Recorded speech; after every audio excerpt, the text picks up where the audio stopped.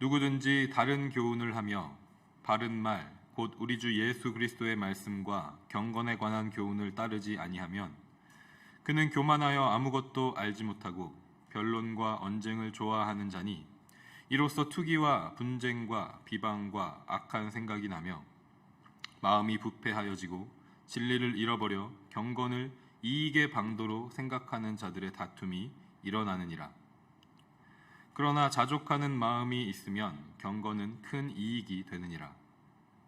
우리가 세상에 아무것도 가지고 온 것이 없음에 또한 아무것도 가지고 가지 못하리니 우리가 먹을 것과 입을 것이 있은즉 족한 줄로 알 것이니라. 부하려 하는 자들은 시험과 올무와 여러 가지 어리석고 해로운 욕심에 떨어지나니 곧 사람으로 파멸과 멸망에 빠지게 하려 하는 것이라. 돈을 사랑함이 일만 악의 뿌리가 되나니 이것을 탐내는 자들은 미혹을 받아 믿음에서 떠나 많은 근심으로써 자기를 찔렀도다. 아멘. 자족하는 마음을 갖게 하소서라는 제목으로 함께하는 말씀 나누도록 하겠습니다.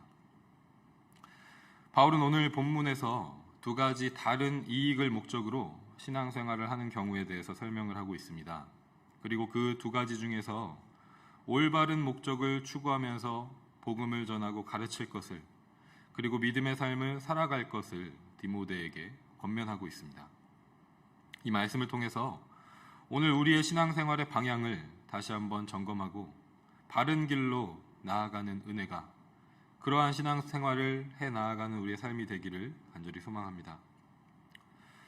바울이 먼저 설명하고 있는 것은 경건을 이익의 방도로, 이익을 얻을 목적으로 생각하는 자들에 대한 것입니다. 다른 말로 하면 돈을 벌 목적으로 신앙생활을 하고 있는, 말씀을 전하는 자들이 있다는 것을 말하고 있습니다. 표면적으로는 복음을 전하는 것처럼 보이고 또 그들이 전하는 것들이 복음과 같이 들릴지도 모르지만 실상은 예수 그리스도의 말씀과 그 가르침과는 전혀 관계가 없는 왜곡된 가르침, 이단적인 교훈을 전한 것입니다. 당시에는 교회를 어지럽히는 율법주의나 영지주의 같은 여러 가지 이단 사상들도 있었고 예수 그리스도의 신성을 부인하는 그런 가르침들도 있었습니다.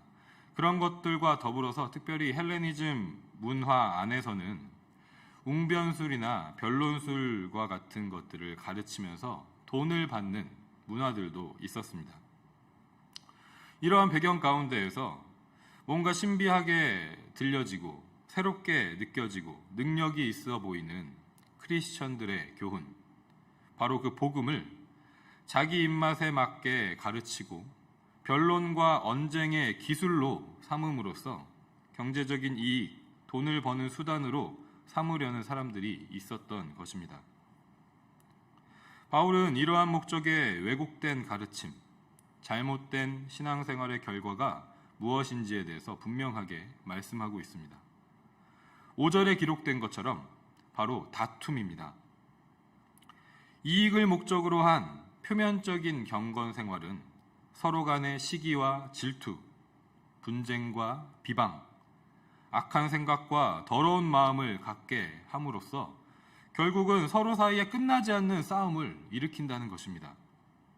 내가 더 많이 가지기 위해서, 내가 더 많은 영향력을 행사하기 위해서, 내가 더 높아지기 위해서, 더 큰 이익을 위해서 다른 사람을 이웃이 아닌 적으로, 동역자가 아닌 경쟁자로, 한 몸의 지체가 아닌 해로운 존재로 여기면서 싸움의 대상을 만든다는 것이죠.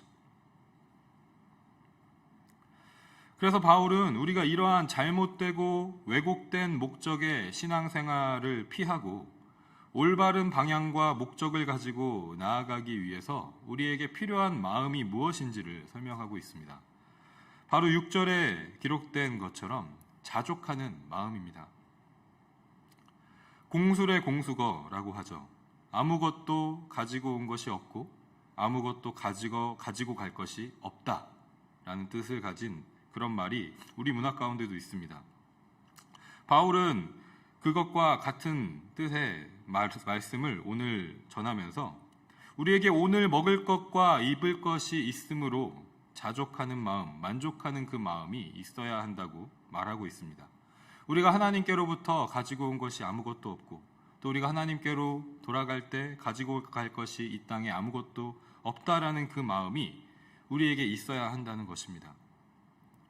이 마음이 있는 신앙생활, 이 마음이 기초가 된 경건 생활이 우리에게 진짜 이익, 참된 이익이 된다는 것입니다.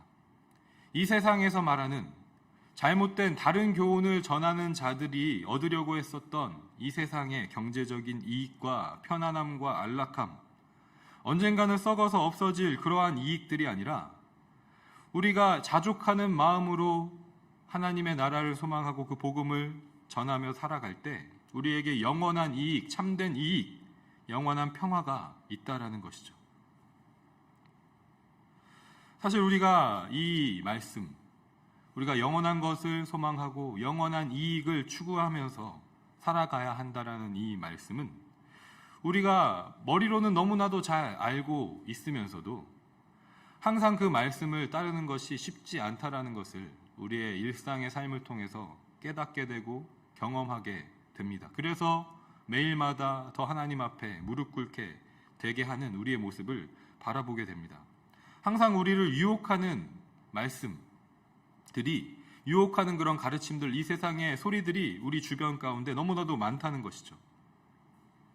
당장의 하루의 삶을 살아가기 위해서, 우리 가정의 생계를 또 유지하기 위해서, 책임지기 위해서 경제적인 안정을 추구하는 마음들이 우리에게 있고, 조금 더 보장된 삶을 살아가기 위해서 돈을 모으고자 하는, 축적하고자 하는 그런 마음들, 그런 유혹들이 언제나 우리의 삶 가운데 있다라는 것입니다. 그래서 오늘 이 말씀은 단지 바울이 디모데와 그 디모데가 섬기고 있는 에베소 교회 성도들에게만 국한해서 전하는 편지의 내용이 아니라 그 이후에 모든 교회와 그리스도인들에게, 이 편지의 글을 읽는 모든 믿음의 사람들에게, 또한 오늘을 살아가는 우리들에게도 필요한 말씀인 줄 믿습니다. 바울은 10절에서 돈을 사랑하는 것이 일만 악의 뿌리, 모든 악의 뿌리가 된다라고 말합니다. 돈은 우리 삶에 필요한 것이지만 돈을 사랑하는 것이 문제라는 것이죠.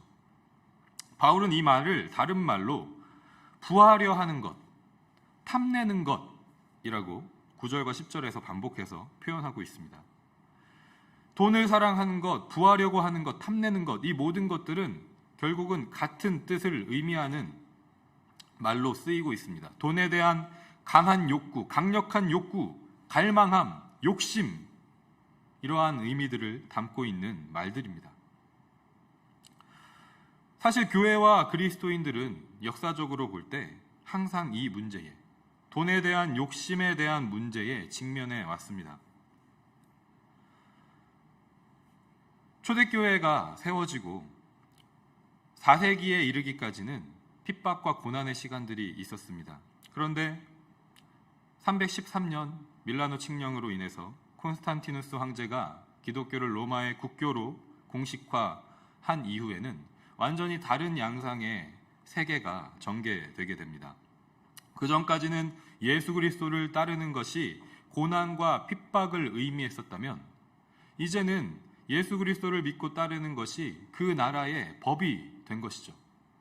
그래서 그 나라에서 잘 되고 그 나라에서 안정을 이루고 그 나라에서 어떤 이익을, 평화를 누리기 위해서는 예수 그리스도를 따르는 것이 어떤 다른 옵션이 아니라 의무와 같은 것이 된 것입니다.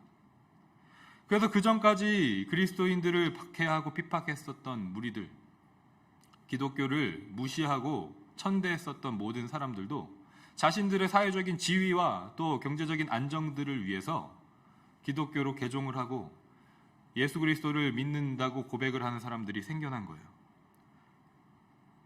소수의 기독교였었다면 이제는 주류의 기독교가 된 것입니다. 그래서 기독교를 따르는 것은 그 당시 사회에서 주류가 되고 경제적인 이익을 얻을 수 있고 안정을 누릴 수 있는 길이 된 것입니다. 이러한 변화를 목격한 그리스도인들 중 가운데는 그러한 흐름을 따라가지 않고 오히려 사막으로, 광야로, 그 나라에 속하지 않고 우리는 이전에 우리가 누렸었던 이 세상에 속한 것이 아니라 영원한 하나님의 나라, 영원한 그 진리를 따르는 그 삶을 계속해서 이어가겠다. 이 세상의 경제적인 이익과 이 세상의 안정함을 추구하는 그런 삶이 아니라 하나님 나라를 갈망하는 그 삶으로, 비록 어렵고 힘든 길이지만 그 길을 가겠다라고 고백하면서 사막으로, 광야로 들어갔었던 기독교인들이 있습니다. 그리고 그 사막과 광야에 교회가 세워지고 믿음의 공동체가 세워지고 수도원이 세워지고 하는 일들이 있었던 역사들이 있습니다. 항상 이 돈과 욕심과 싸우고자 했었던 우리 믿음의 선배들의 그런 갈망함이 있었던 것이죠. 그리고 마찬가지로 로마 교회가 부패하여서 종교개혁이 이루어지는 그 시기에 로마 카톨릭 교회의 부패가 극에 달했을 시기가 있었습니다. 여러분도 잘 알고 계신 것처럼 면죄부를 팔아서 바티칸 성당을 다시 건축하고 새롭게 레노베이션하고 하는 그런 사역들을 추진했었는데, 그러한 일들에 돈이 드니까 면죄부를 팔기 시작한 것입니다. 그런데 이 면죄부에는 여러 가지 종류가 있었다고 해요. 3개월짜리 면죄부, 6개월짜리 면죄부, 1년짜리, 10년짜리, 더 나아가서 영원한 효력을 발휘하는 면죄부까지 각각의 면죄부에 금액을 매겨서 그 면죄부를 사면 더 이상 고통받지 않는 거예요. 죽은 이후에 천국을 갈 수 있는 그런 보장이 되는 그런 개런티를 주는 면죄부를 판 것입니다. 교회가 구원이라는 영적인 그 가치를 가지고 이 세상의 이익과 이 세상의 돈에 대한 욕심을 해결하는 도구로 사용한 것이죠. 오늘 바울이 말하고 있는 그 다른 교훈을 전하는 자들과 마찬가지 똑같은 일을 한 것입니다. 그래서 이러한 여러 가지 교회의 부패에 반응하여서 종교개혁이 이루어지지 않았습니까? 오늘날의 교회는 또한 어떻습니까? 우리가 신앙생활을 하는 오늘날의 교회, 한국 교회를 포함해서 미국에 있는 교회, 유럽에 있는 교회, 모든 개신교 교회들은 어떻습니까? 오늘날의 교회도 마찬가지의 도전과 유혹과 위기에 직면해 있는 것을 보게 됩니다. 소비주의에 물든 교회, 어떻게 하면 더 많은 사람들이 교회에 오게 만들 것인가? 교회의 사이즈를 키울 것인가? 어떻게 하면 더 많은 부를 축적할 것인가? 어떻게 하면 내가 가진 이 권력을 나의 다음 세대에게, 나의 자녀에게 물려줄 것인가? 이 종교적인 권력을 어떻게 하면 계속해서 내가 유지할 것인가? 이러한 것들을 탐하고 갈망하는 그런 모습들로 이 사회에, 이 세상에 비춰지고 있는 오늘날의 교회도 마찬가지의 도전에 직면해 있는 것을 보게 됩니다. 이 돈에 대한 욕심, 돈을 사랑하는 그 마음, 부하려고 하는 그 마음, 이 마음은 단지 바울이 디모데에게 편지했었던 그 당시의 교회와 성도들에게만 국한된 문제가 아니라 우리가 앞으로도 계속 싸워가야 할, 그리고 과거에도 계속 싸워왔었던 신앙의 문제, 신앙적인 도전으로 우리의 주변에 늘 있었다는 것입니다. 오늘 우리가 이 말씀을 통해서 우리의 신앙, 우리의 교회의 모습을 다시 한번 돌아보기를 소망합니다.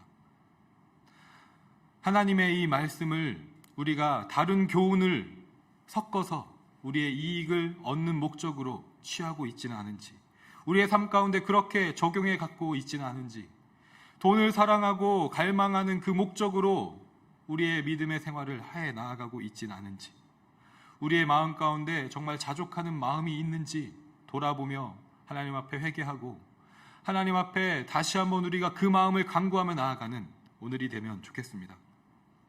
저에게도 이러한 도전과 유혹은 늘 저의 삶 가운데 있었던 것 같습니다.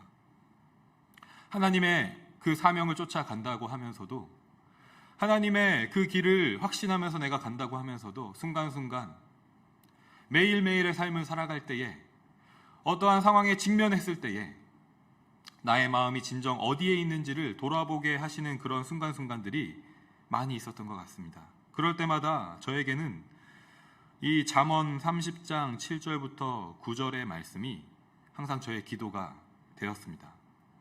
제가 이 말씀을 읽어드리고 오늘 말씀을 맺도록 하겠습니다. 잠언 30장은 아굴의 잠언으로 알려져 있는데 이 잠언 30장 7절부터 9절까지 말씀이 오늘 우리의 기도가 되기를 소망합니다. 내가 두 가지 일을 주께 구하였사오니 내가 죽기 전에 내게 거절하지 마시옵소서. 곧 헛된 것과 거짓말을 내게서 멀리 하옵시며 나를 가난하게도 마옵시고 부하게도 마옵시고 오직 필요한 양식으로 나를 먹이시옵소서. 혹 내가 배불러서 하나님을 모른다 여호와가 누구냐 할까 하오며 혹 내가 가난하여 도둑질하고 내 하나님의 이름을 욕되게 할까 두려워함이니이다. 아멘.